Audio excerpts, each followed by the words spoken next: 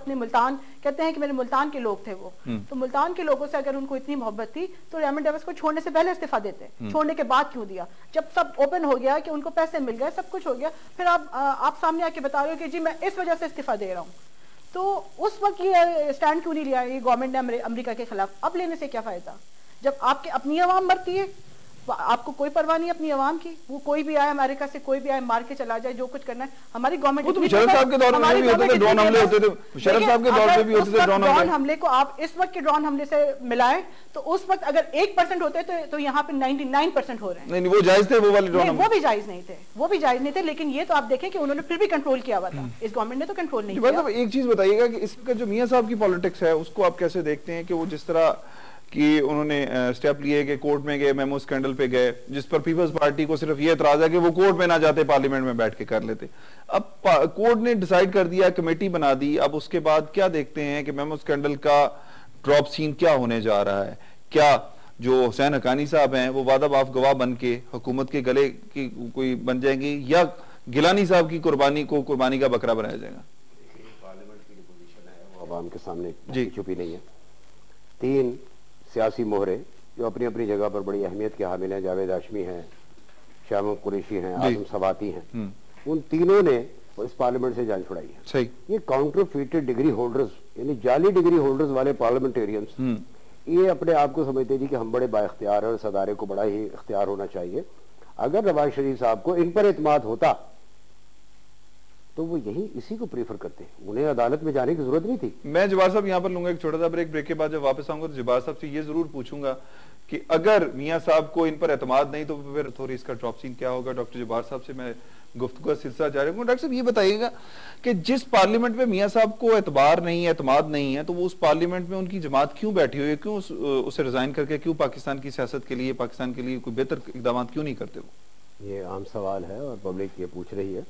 मैं नहीं समझता कि 31 जनवरी तक ये पार्लियामेंट में नजर आएंगे। 31 जनवरी बहुत करीब है क्योंकि 12 मार्च से पहले पहले कोई ना कोई तो सेटलमेंट होना ही है और जो केसेस की सूरत हाल है अदालत उज़्मा में भी और सेनेट के इलेक्शन भी हैं तो they have to take a certain decision और वो जाहिर है वो फैसले के लिए घड़ी करीब आ पहुंची है और उस घड़ी के मुताबिक, उस शेड्यूल के मुताबिक मुस्लिम लीग नवाज शरीफ ने एक शेड्यूल बनाया हुआ है जिस पर उनको अमल करना है और वो वक्त करीब आ गया है। मैं नहीं समझता कि आइंदा 3-4 हफ्ते के अंदर वो पार्लियामेंट में नजर आएंगे आपको। इस बात का जवाब मैं भी देना चाहूंगी। जी बोलिए। देखिए मैं ये समझती हूँ कि नवाज शरीफ जो है वो जरदारी साहब की बी टीम है। अगर इनको पार्लियामेंट से इतने ज्यादा इख्तलाफात थे तो जब इन्होंने मिनिस्ट्रियों से रिजाइन किया था उसी वक्त जो है ये जब मिनिस्ट्रियों छोड़ी थी उसी वक्त ये असेंबलियों से भी रिजाइन कर देते। लेकिन वो ऐसा नहीं कर सकते क्योंकि उनको अपनी पंजाब की गवर्नमेंट बचानी है।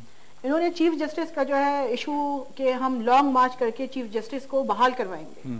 इनका मेन मकसद चीफ जस्टिस बहाल करवाना नहीं था, इनका मेन मकसद अपनी गवर्नमेंट बहाल करवाना था। क्योंकि अगर चीफ जस्टिस बहाल होते तो शहबाज शरीफ बहाल होता और शहबाज शरीफ बहाल हुआ और आज भी वो स्टे पर है। इसलिए मियां साहब कभी भी ये नहीं चाहेंगे कि वो गवर्नमेंट से अलग हो या वो इस्तीफे दें।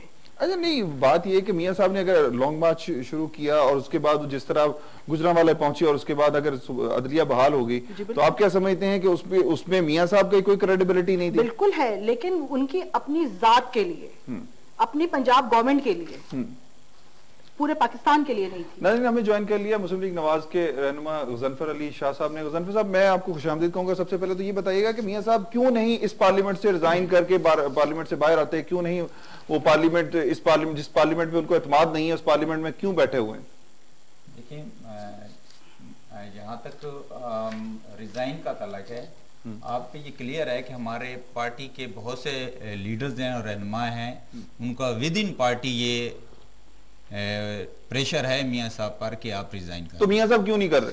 मियां साहब के रिजाइन न करने की वजह यह है क्योंकि बड़े अरसे के बाद एक जमहूरियत जो है ना इस करप्ट जमहूरी निजाम को बचाना चाहते हैं। बिल्कुल, अभी मैंने कहा ना आपसे, करप्ट अगर है तो उसके खिलाफ हम जदोजहद भी कर रहे हैं, हम उसको करप्ट भी कह रहे हैं। हम अगर उसके खिलाफ है तो रैलियां भी निकाल रहे हैं, हम उसके करप्शन के खिलाफ भी जा रहे हैं। अगर हम PIA हो, हमने कभी खामोशी इख्तियार नहीं की।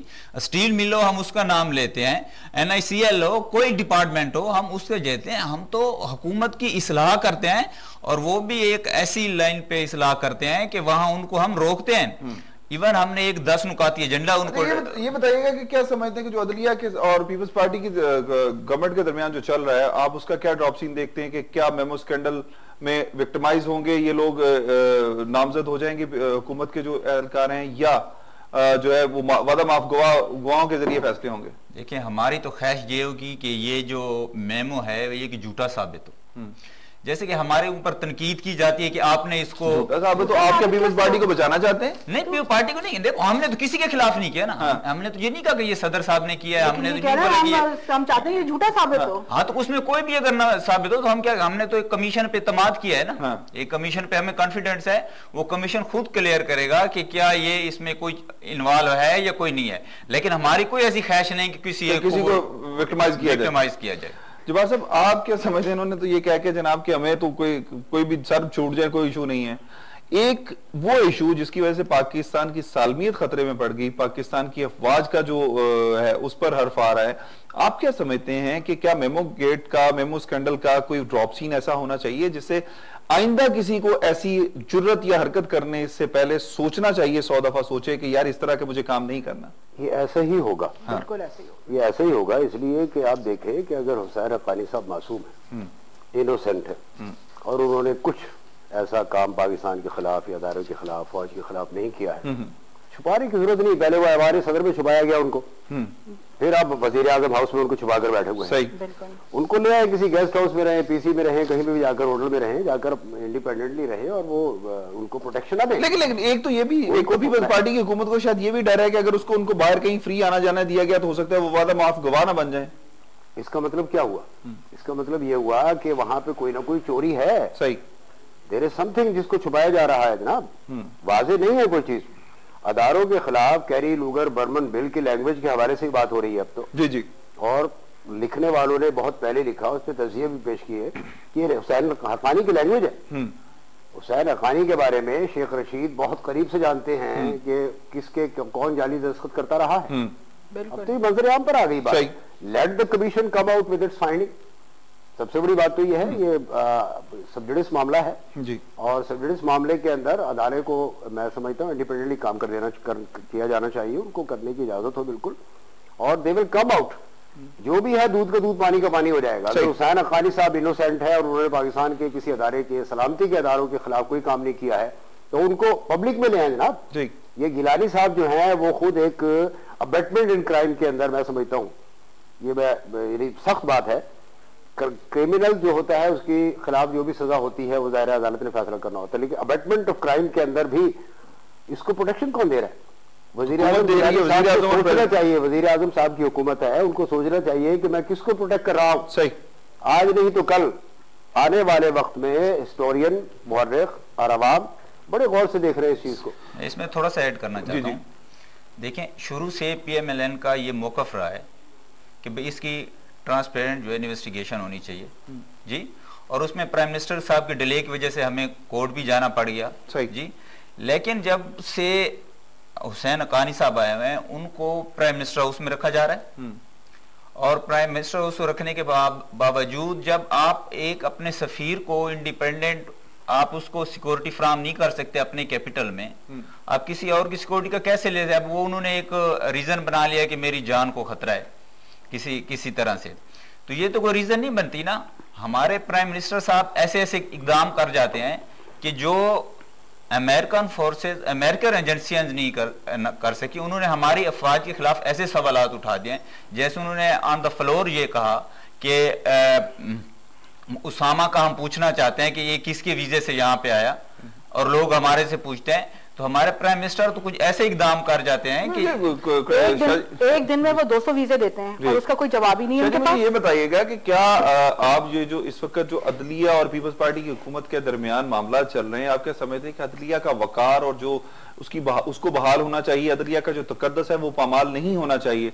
ये जिस तरह की लैंग्वेज पीपल्स पार्टी के वज़रा अपने आपको अपने दिफा में जो कर रहे हैं, तो क्या ये इसका नताइज क्या देखते हैं आप? देखिए, आप कभी भी पार्टी वालों से एक सवाल पूछिए कि भाई आप लोग, जब मोहतरमा ने ये वादा किया था कि मेरी हुकूमत आई और मैं इन जजेस को बहाल करूंगी, और फिर उसके बावजूद पीपल्स पार्टी की हुकूमत आई और पीपल्स पार्टी ने उनको बहाल नहीं किया, इस पीरियड के दौरान इफ्तिखार चौधरी साहब ने इनके खिलाफ कौन सा ऐसा इकदाम किया था कि जिसकी वजह से उसको बहाल नहीं कर रहे थे? जी। फिर उसके बाद मियां नवाज शरीफ साहब की क़यादत में एक अवामी सैलाब निकला जी, जिसके जेर असर ये जाके जजेस बहाल हुए। फिर उसके बावजूद कोर्ट ने इनकी बड़ी रिस्पेक्ट की। NRO का केस जब गया, उन्होंने इनके वापस भेजा असेंबली में कि आप इसको इंडोर्स करें, आप इसको अपने जो है ना एक लीगल वो करें। फिर असेंबली ने उसको अप्रूव नहीं किया, उसमें MQM ने उसको रिजेक्ट किया, ANP ने रिजेक्ट किया। तो फिर वो वापस कोर्ट में जब गया तो उन्होंने एक उसके ऊपर डिसीजन दिया। आज कितना अरसा हो गया, 1 साल से ज्यादा, कि उसके ऊपर ये डिले करते जा रहे थे, और उसका इन्होंने ना तो उसके वकार का लिहाज किया, ऊपर से इन्होंने जो है बिल्कुल बेतौकीरी की है कोर्ट्स की, जितना भी इनकर सर आया। इस तरह के इल्जाम तो ये हम लोग के मुस्लिम नवाज पर भी लगते हैं कि कोर्ट पे आला अदलिया पे उन्होंने हमला किया था। लेकिन एक चीज मुझे बताइएगा कि आफिया, एक चीज है कि इमरान खान की सुनामी आया, जिसने पाकिस्तान में जो तब्दीली का एक नारा लगाया, बहुत ज्यादा लोग उनके साथ हैं। मियां साहब का सैलाब आया, उन्होंने तो अदलिया बहाल करवा दी। आप लोग किस तरह करेंगे कि क्या मुशर्रफ साहब इस मौजूदा अदालती सेटअप की मौजूदगी में क्या पाकिस्तान वापस आएंगे? क्या वो आते ही पाकिस्तान में उनका कोई आपके साथ कोई ऐसा सैलाब होगा कि कोई उनको रोक ना सके या उनको पकड़ ना सके, या आते ही वो जेल जाएंगे? देखिए, ये तो होगा जब सुप्रीम कोर्ट का कोई फैसला आएगा। अभी तो उनके खिलाफ ऐसा कोई मतलब सच नहीं है, और जब आएंगे वो यहाँ पर तो आप खुद देखेंगे कि ये जो एक तो इन्होंने जो गजनफर साहब ने बात की है कि मियां नवाज शरीफ का सैलाब आया था, तो ये सैलाब अब क्यों नहीं आ रहा? अगर ये चाहे तो ये गवर्नमेंट के खिलाफ भी ये सैलाब निकाल सकते हैं, लेकिन ये नहीं निकालेंगे क्योंकि इनको अभी 1 साल और निकालना है। तो जब मुशर्रफ साहब आएंगे, मुशर्रफ साहब, इमरान साहब कहाँ थे 16 मार्च को जब ये वाकया हुआ था, इसे जो लॉन्ग मार्च की बात कर रहे हैं ना, लॉन्ग मार्च में इमरान खान साहब कहाँ थे? वो पूरा दिन गुजरा था ना, पूरी रात तक गए थे, तो इमरान खान साहब कहाँ थे? मैं इमरान खान की तो बात ही नहीं कर रहे, वो तो वैसे बात, मैं तो एक जनरली बात कर रही हूँ कि ये जो आप कह रहे हैं ना कि अवाम का सैलाब निकला, तो अवाम का सैलाब अब क्यों नहीं निकल रहा है? जब इतनी करप्ट गवर्नमेंट के आप साथ चलने को तैयार नहीं है, तो आप इस अवाम के सैलाब को दोबारा दावत दे दी उनको कि जी हम रिकंसिलिएशन कर सकते हैं, दोबारा उनके साथ चल सकते हैं, वादे पूरे करें तो हम उनके साथ बैठ सकते हैं। आप समझते हैं कि इस वक्त जो सूरत-ए-हाल हो चुकी है, पाकिस्तान के अवाम जितने मसाइब, तकलीफों और मुश्किलात का शिकार है, उसके बावजूद मियां साहब उनके साथ बैठेंगे? देखें, सबसे पहले मैं ये जो सुनामी चला हुआ ना, मैं इसको थोड़ा सा जो कराची में आग ही डूब गया है ना, इसकी थोड़ी सी मैं आपको वो थोड़ी सी एक कमेंट्स करना चाहूंगा। क्योंकि इमरान खान साहब का ये रहा था कि मैं एक न्यू टैलेंट ला रहा हूँ, न्यू जनरेशन ला रहा हूँ, और एक मैं नई क़यादत मुल्क को देना चाह रहा हूँ, जो कि बिल्कुल इस मुल्क में जो है एक मुतवस्सित तबका से होगी, और जो इस मुल्क को डिलीवर करेगी, जिसकी अपने जो है कोई और सारे एहसास सारे लोग जाहिर करें, क्लीन प्रोफाइल रखते होंगे। अच्छा, अब उन्होंने शुरू तो इससे किया, अब हम जलसा देखते हैं लाहौर का, फिर जलसा देखते हैं कराची का। जब कराची के जलसे में हम लोग नजर मारते तो वो लोग जिन्होंने PTI के लिए, इमरान खान साहब के लिए मेहनत की थी 15 साल में, वो बेचारे नीचे धक्के खा रहे हैं जी, उनको ऊपर किसी ने नहीं चढ़ने दिया, और सामने सारे जो है ना वो इंपोर्टेड लोग बैठे थे। वैसे एक बात PTI वालों को तो कोई तकलीफ नहीं इस बात की भाई, बात ये कि जावेद हाशमी के जाने की, जावेद हाशमी साहब का नहीं, मैं और इसमें आपको ऐड करना चाहता हूं ना, इन्होंने जब इतना अरसा किया तो 130 करोड़ का इनका अपना बंगला है भाई, ये उसका तो कहीं अपने महल कितना का वो है। अच्छा, बाकी गवर्नमेंट का, इस गवर्नमेंट के खिलाफ हम हर जगह पे जदोजहद कर रहे हैं।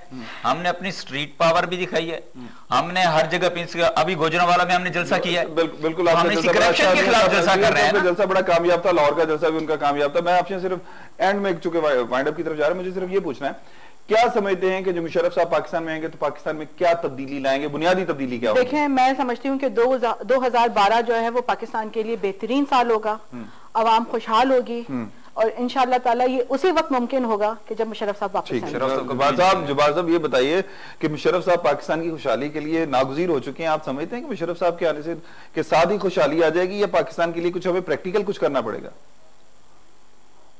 ये मैं नहीं समझता कि ऐसा होगा। जाहिर है एक ऑप्शन है, जमहूरियत में मुख्तलिफ सियासतदान मौजूद हैं, PDP के रसूलुल्लाह खान साहब भी थे,